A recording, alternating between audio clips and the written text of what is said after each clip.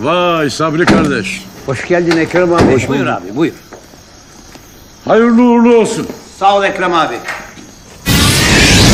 Ne haber? İyidir sahip. Sen nasılsın? Ne diyorsun oğlum? Ya ne öyle geliyorsun? Aklımız gitti. Her delikanlının bir gelişi vardır. İçerisi çok güzel. Şampiyonlar Ligi gibi. Pırlantacılar, galericiler. Az önce Ekrem abi yukarı çıktı. Ekrem mi? Gene paranın üstüne yatacak. Uygulama olmaz değil mi? Üzerimde emanet var. Sen dalgana bak. Bunları düşünme. Bana bak. Maziyi çabuk unutmuşsun. Sana bir cesaret, bir özgüven gelmiş. Fazla açılma Sabri. Boğarlar adamı. Ölüm Allah'ın emri Hüseyin kardeş. İyi oyunlar. Evet abi bütün masayı atıyorsun.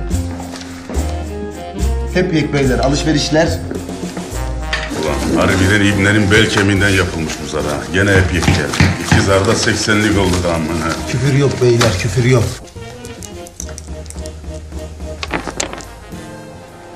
Zardüşeş beyler alışverişler. Akıyor bu akşam maşallah. Evet beyler. Benim kumarım biter. Ekrem abi, 2 zara 100.000 verdik. Bir 5 dakika daha oyna zardan düşelim be abi. Sonra kalkarsın. Ne zaman kalkacağımı sana mı soracağım aslanım? Ayıp oluyor. Kumarın ayıbı olmaz Hüseyin kardeş. Herkes kendi parasıyla oynuyor burada. Her seferinde aynı şey yapıyorsun Ekrem abi. Dizimi kopartıyorsun, anlamadım ki. Kim kimi koparıyor kendi payına amına koyayım. Sen bize iş mi koyuyorsun lan? Ha? Sen bize ne yapıyorsun lan?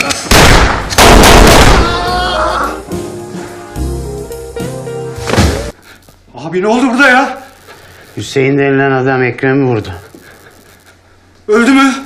Öldü. Özgür?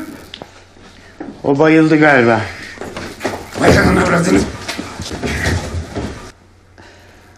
Allahu Ekber, Allahu Ekber.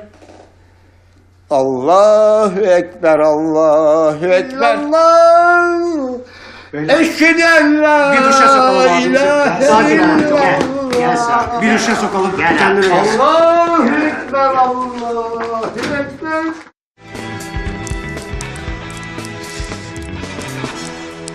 Abi iyi misin? Abine sokayım. Hep senin yüzünden geldi bunlar başımıza.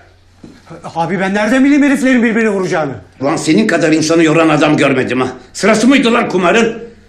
Ne güzel Umre'ye gidecektim. Densiz şerefsiz. Sen soktun bizi bu işlere. Sabri abi doğru söylüyor Tayfun. Hep senin başının altından çıktı kardeşim. Beyler, Ekrem'in kardeşi geçen ay hapisten çıktı. Bu şu demektir. Odadaki herkes bu saatten sonra ölüdür. Başımıza büyük bir ihale aldık. Hepimize hayırlı uğurlu olsun.